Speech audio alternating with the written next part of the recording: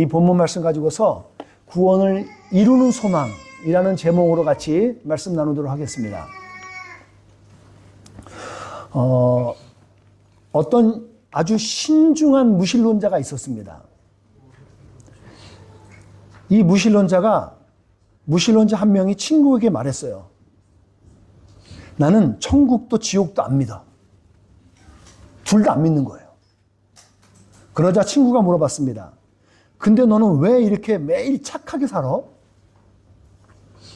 그렇게 물어보자 무신론자는 대답했습니다. 혹시 몰라서 만약 있는데 내가 그쪽 갔을 때 어라? 잘못 왔네? 이런 소리를 듣기 싫어서 그랬다는 겁니다. 여러분에게 묻습니다. 천국과 지옥이 있을까요? 여러분 있다면 여러분은 어디에 가 계실 것 같아요? 그리고 거기에 가 있는 이유는 뭐라고 여러분 말씀하시겠어요? 천국과 지옥을 나름 진지하게 표현하는 추천할 만한 드라마가 하나 있습니다. 지난번에 2주 전인가 말씀을 드렸죠? Heavenly Ever After. Heavenly Ever After. 한국말로 하니까 천국보다 아름다운이라는 드라마로 지금 나왔습니다.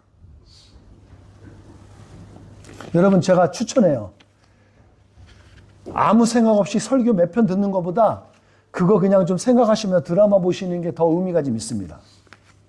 김혜자 씨가 나와갖고 많이 해주는데 웃기면서 여러분 생각 많이 하게 돼요. 단 전부 다 맞지 않습니다. 아이디어를 주는 거예요. 아이디어를 주는 거지 다 맞지 않아요. 거기 안에 보면 윤회설 같은 것들이 약간씩 표현하는데 천주교에서 오는 발상이었던 것 같아요. 예. 하지만 참고는 됩니다. 성경은 예수님을 믿으면 구원받는다 그래요. 그거를 어떻게 말하냐면 생생하고 그리고 적나라하게 얘기해요. 아주 적나라하게 얘기합니다. 믿으면 구원받지만 안 믿으면 구원은 못 받는다는 거예요. 성경은 너무 단순하게 얘기해요. 어쩔 때는 기분이 나빠요. 안 믿는 사람 입장에서는 이렇게 표현할 거예요. 무슨 개벽다귀 같은 소리냐고. 안 믿는 사람 입장에서는 그래요. 반감을 가질 수 있어요. 어떻게 하냐면 제가 예수님을 떠나서 10년 동안 살았을 때 그렇게 살았었어요. 왜 말도 안 되는 기준을 정해놓고 내가 왜 지옥 가고 막 그런 식으로 해요. 너무 저는 막 화가 냈던 사람이었으니까. 예, 알아요. 누가 이렇게 반감을 가지냐면 안 믿는 사람의 입장에서 그렇습니다. 모르니까. 어떻게 보면 당연한 현상이에요. 더군다나 10원도 아니고 9원이잖아요. 그거 안 받는 것도 열받는데 그 안 받는다는 의미가 뭐냐면 지옥 간다는 의미예요. 아니, 세상 없이 편하게 살고 있던 사람한테 그렇게 말씀하면 그 받는 입장에서는 어떻겠어요? 충분히 이해는 돼요. 그래서 짜증나기도 하고 혐오스럽다 그럽니다. 이건 제가 어떻게 하냐고요? 제가 전도하다가 예수님 안 믿는 분이 그렇게 얘기하니까 아는 거예요. 왜 그렇게 내냐고. 실제로 어떤 사람들이 혐오스럽다는 말들이 너무 극대화되고 여론이 형성되다 보니까 한국을 제가 돌아보니까 2000년도를 기준으로 해서 한국 지하철에서 예수님을 믿고 전도 가는 그게 어느 정도 자꾸 사라지게 되었어요. 법적으로 사람들이 막는 거예요. 요즘 여러분 지하철에서 그 소리 못 들을 겁니다. 그거 못하게 되어 있어요. 우리 입장에선 전도하는 건데 다른 사회적인 입장에서는 그게 거부 반응인 거예요. 너무 혐오스럽다는 거죠. 전 여러분에게 묻습니다. 천국은 누가 가고 가는데 무슨 근거로 천국을 갈까요? 몇 주 전에 우리가 우리 교인 성도들과 함께 숏 바이블 스터디를 가졌습니다. 그때 가지면서 구원이란 뭡니까? 나눴어요. 구원이란 뭐죠? 여러분 기억하셔요? 구원이란 뭐죠? 은혜로 받는 선물이라 그랬어요. 그리고 예수님을 그리스도로 믿음으로 받는다 그랬어요. 그게 구원이에요. 그리고 죄와 사망의 법에서 다시 말해서 죄에서 해방돼 갖고 새 생명을 얻는 게 구원이에요. 새로운 생명을 born again 하는 거예요. 그리고 그 구원은 끝까지 지켜야 되는 거예요. 그래야 구원을 온전히 이루는 거죠. 이 구원을 알기 위해서 한 학기 동안 우리는 공부합니다.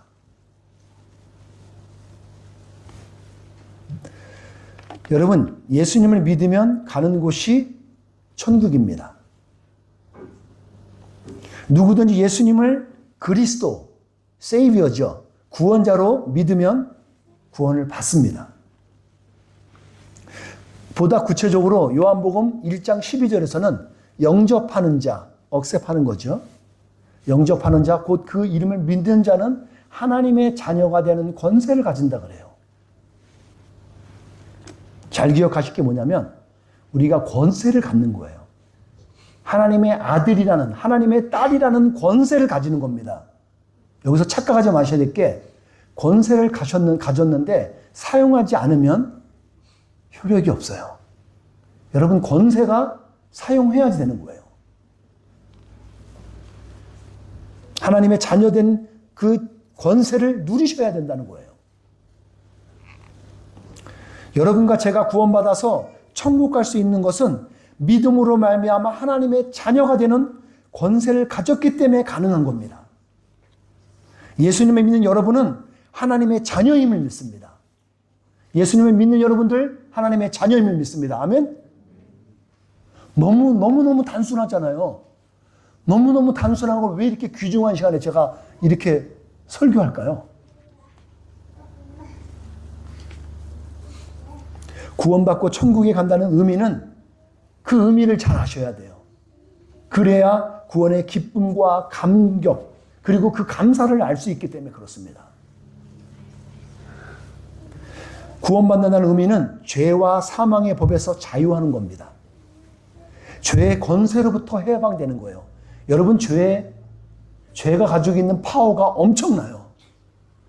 여러분들을 천국까지 못하도록 꼭 잡아 아주 힘이 강해요. 이 죄가 무섭습니다. 그래서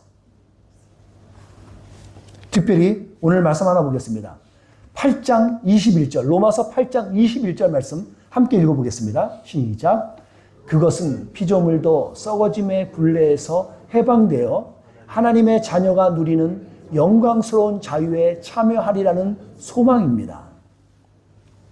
우리가 구원을 받는다는 게 피조물로 썩어짐의 굴레에서 해방되는 거예요. 여러분들 우리 교회 성도들 중에 보니까 그 옛날에는 일이었죠. 일이 그 살던 거기가 일이었죠. 지금은 익산으로 바뀌었고 그때 제 친구가 원광대라는 그대 원광대라는 거기에 대학을 다녔던 친구가 있었기 때문에 가봤습니다. 이리에. 근데 거기가 나중에 들었더니 거기가 원불교가 재단이라고 그랬던 걸로 제가 기억을 해요. 원광대가. 근데 그 원불교라는 종파가 있어요. 불교 안에 그 종파 중에 원불교라는 종파가 있는데 뭐 전체적으로 불교가 가지고 있는 세계관이 이제 윤회설을 많이 따지거든요. 윤회설. 근데 이제 태어나고 죽기를 반복한다는 거예요.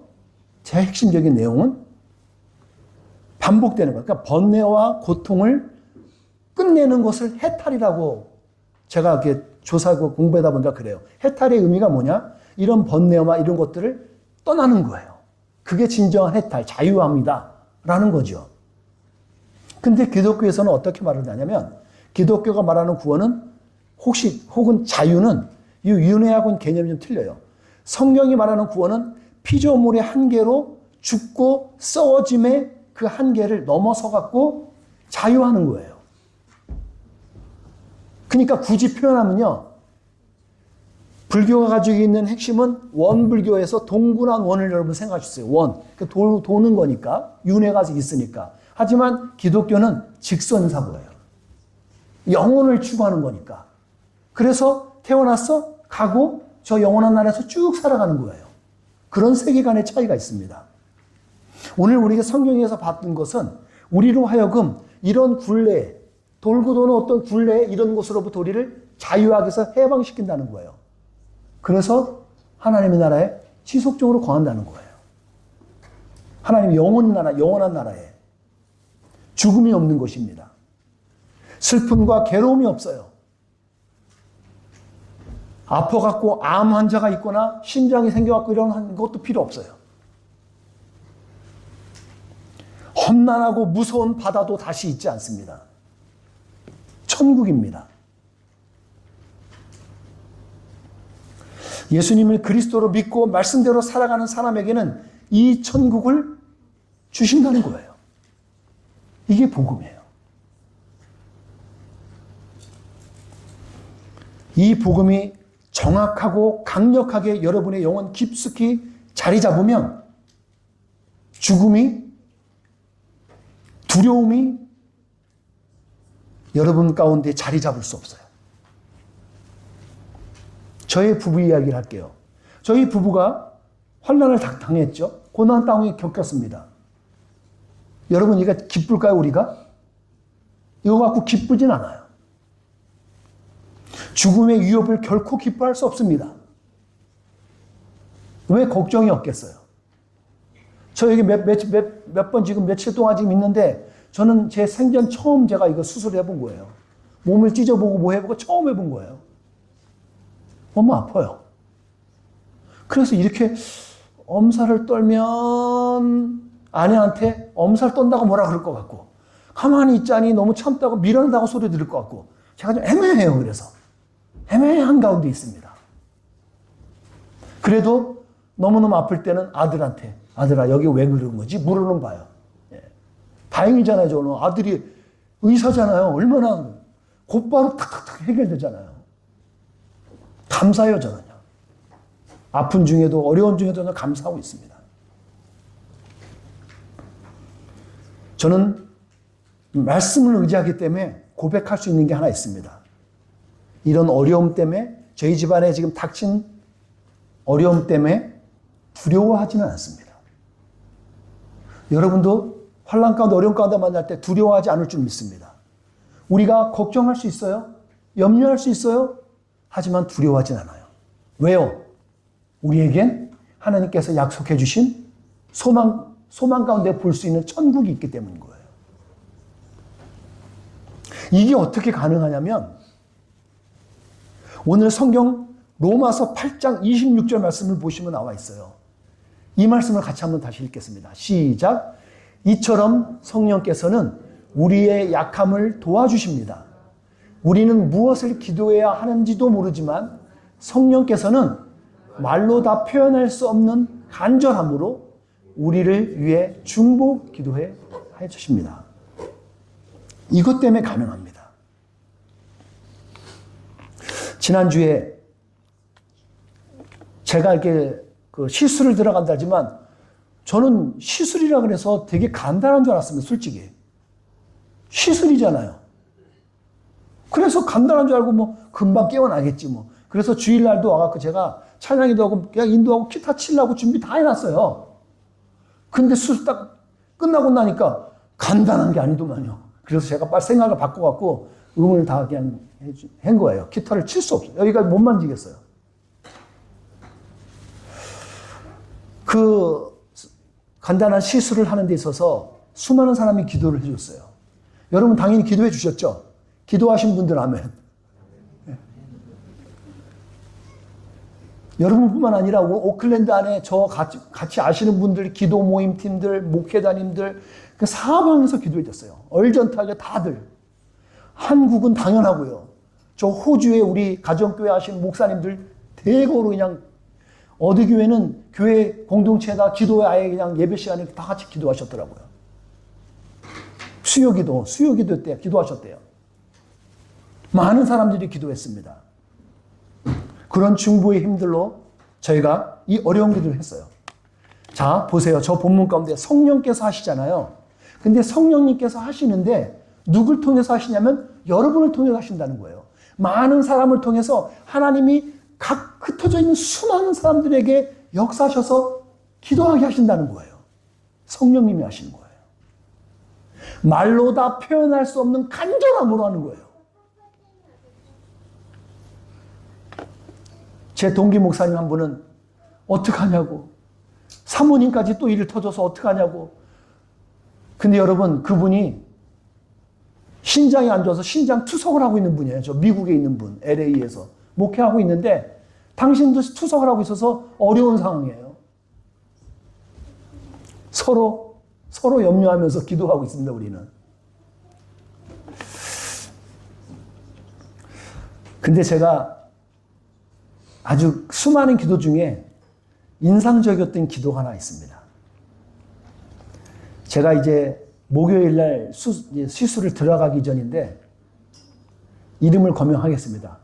우리 한종현 집사님이 딱 들어오면서 어떠세요? 잘 준비되셨어요? 하면서 오는데 목사님, 제가 목사님으로서 기도해 드릴게요. 약간 좀 당황스러웠어요. 저는 주로 기도해 줬잖아요. 아프신 분들 기도해 주러 들어갔었는데 제가 거기에 누워있고 기도해 준다 그러는데 당황과 함께 예, 해주세요. 그리고 저를 손잡고서 그냥 간절히 기도하는데 막 제가 눈물이 솔직히 제가 글썽글썽 거렸어요. 속으로 막 감동도 있었지만 얼마나 은혜가 된지 몰라요. 그리고 수술 들어가는데 그냥 담대했습니다. 너무 고맙습니다. 여러분 성도 가운데 그렇게 기도해 주세요. 내 기도가 뭐 어쩌겠어? 아니요.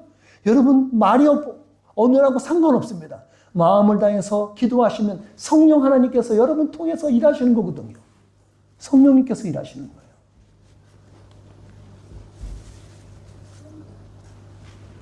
성령의 도우심 가운데 우리는 무엇을 할 수 있을까? 성령님은 그렇게 하시는데 우리는 그렇게 역사하시는 성령님을 통해서 우리는 할 수 있는 게 뭐냔 말이에요.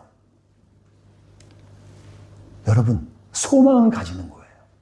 여러분과 저는 소망을 가지는 겁니다. 믿음의 역사, 예배하는 것, 전도하는 것 있죠? 여러분, 이런 믿음의 역사는요. 그리고 또 하나는 사랑의 수고 있죠. 섬김을 갖고 봉사하는 것. 여러분, 이 모든 것들이, 여러분, 이런 힘들은 소망의 인내가 있을 때 가능해요. 소망 안에 인내가 있어야 가능하다고요. 사도 바울은 오늘도 우리에게 동일하게 말하는 게 있습니다.